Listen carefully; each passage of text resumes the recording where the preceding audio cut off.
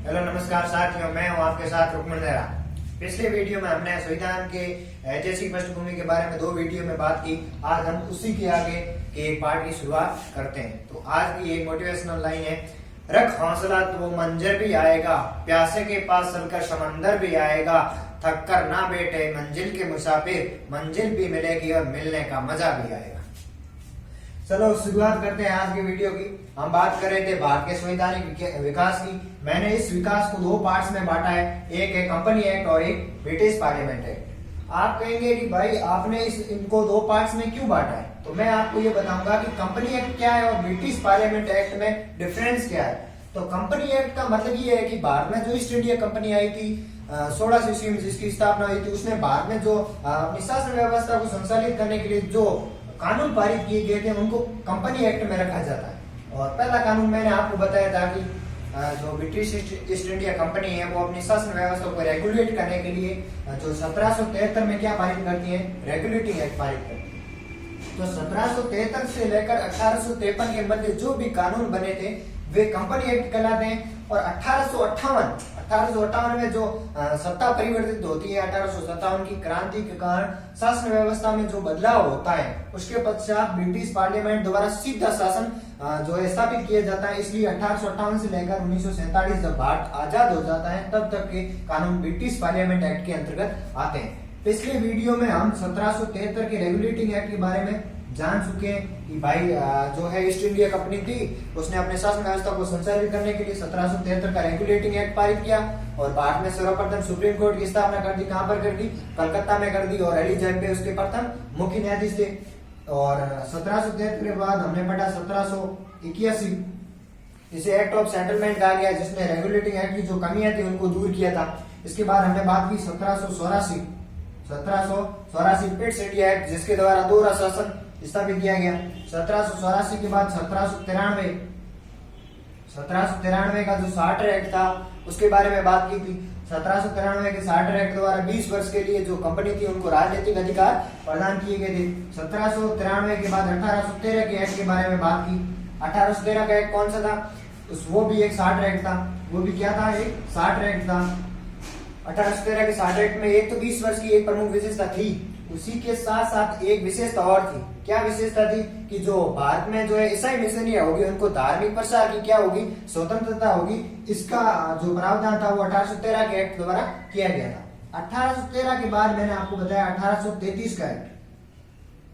1833 का एक्ट ये भी एक चार्टर एक्ट था, यानी अधिकार पत्र था। क्या था? कि कंपनी को 20 वर्ष और राजनीतिक अधिकार प्रदान किए जाए 1833 के एक्ट द्वारा। और इस 1833 के एक्ट के द्वारा एक बहुत अच्छी विशेषता ये है कि भारत में जो गवर्नर जनरल था, यानी पहले बंगाल का जो गवर्नर जनरल होता था उसी को भारत का गवर्नर जनरल बना दिया। किस एक्ट के द्वारा बनाया? 1833। और भारत का प्रथम गवर्नर जनरल कौन हो गया? तो लॉर्ड विलियम बेंटिंक हो गया।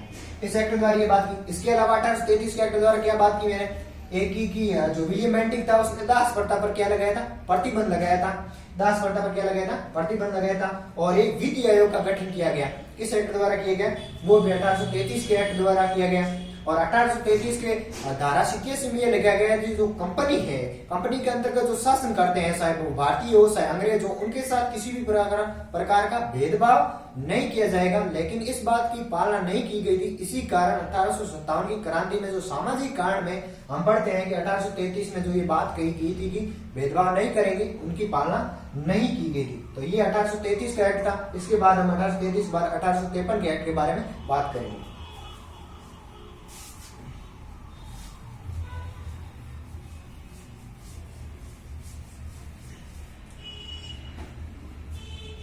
1833 की एक्ट की मैं कुछ विशेषता आपको लिखवा देता हूं। 1833 एक्ट की क्या क्या विशेषता थी?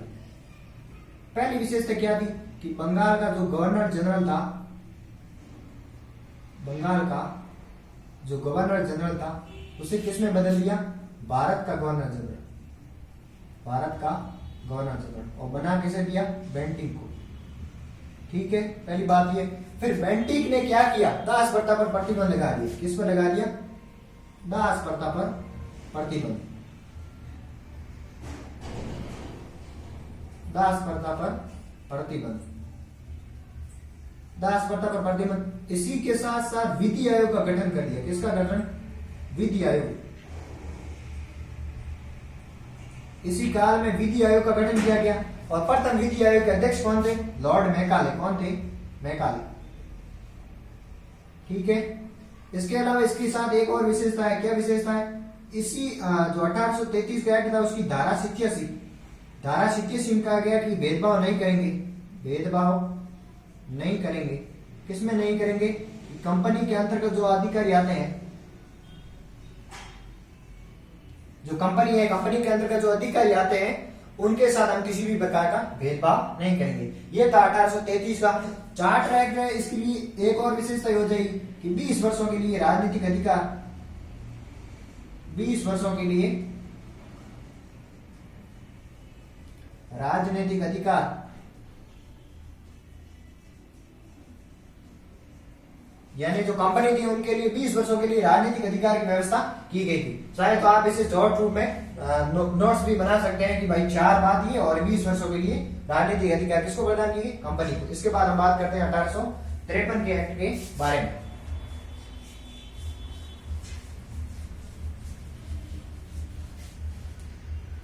अठारह सौ तिरपन का चार्टर एक्ट।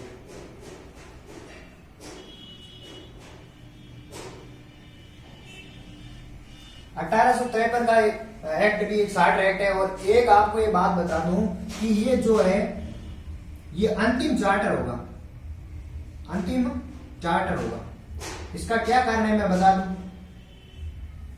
ये चार्टर अंतिम इसलिए है कि जो भी चार्टर एक्ट पारित किए गए थे उनमें फिक्स कितने वर्ष दिए गए?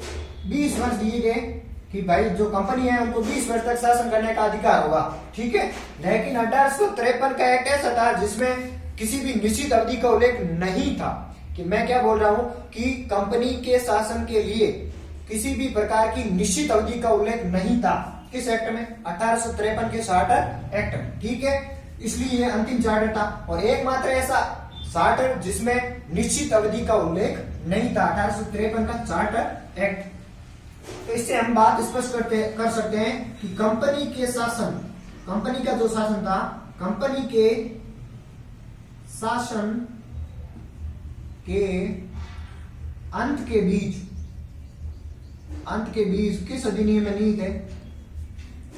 कंपनी के शासन के अंत के बीच किस जो है चार्टर या किस एक्ट में निहित थे? तो वो निहित थे 1853 के चार्टर एक्ट में। और इसकी एक और विशेषता कि भारत में सर्वप्रथम विधान परिषद की स्थापना, किसकी स्थापना? सर्वप्रथम विधान परिषद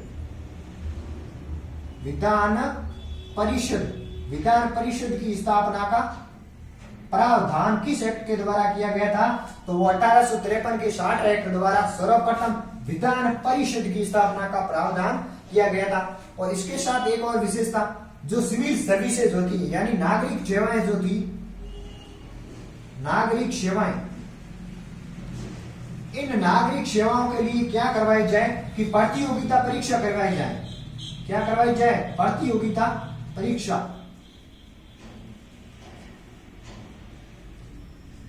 अठारह सौ तिरपन के चार्टर एक्ट के द्वारा नागरिक सेवाओं के लिए प्रतियोगी परीक्षाओं की शुरुआत की गई थी। वो भी की गई थी 1853 के चार्टर एक्ट में। एक बात याद रखना, इसमें निश्चित अवधि का उल्लेख नहीं था। दूसरा, कंपनी के शासन के अंत के बीच किस एक्ट में नहीं थे? 1853 के चार्टर एक्ट में नहीं थे। तीसरी बात, भारत में सर्वप्रथम विधान परिषद की स्थापना किस एक्ट के द्वारा की? 1853 के एक्ट के द्वारा। भारत में नागरिक सेवाओं के लिए प्रतियोगी परीक्षाएं करवाने की शुरुआत किस एक्ट के द्वारा की? Charter act. कब का? 1853 का। लेकिन वो प्रतियोगी परीक्षाएं भारत में शुरू न होकर ब्रिटेन में हुई थी। 1853 के एक्ट के बाद हम 1858 के एक्ट की पृष्ठभूमि के बारे में बात कर लेते हैं।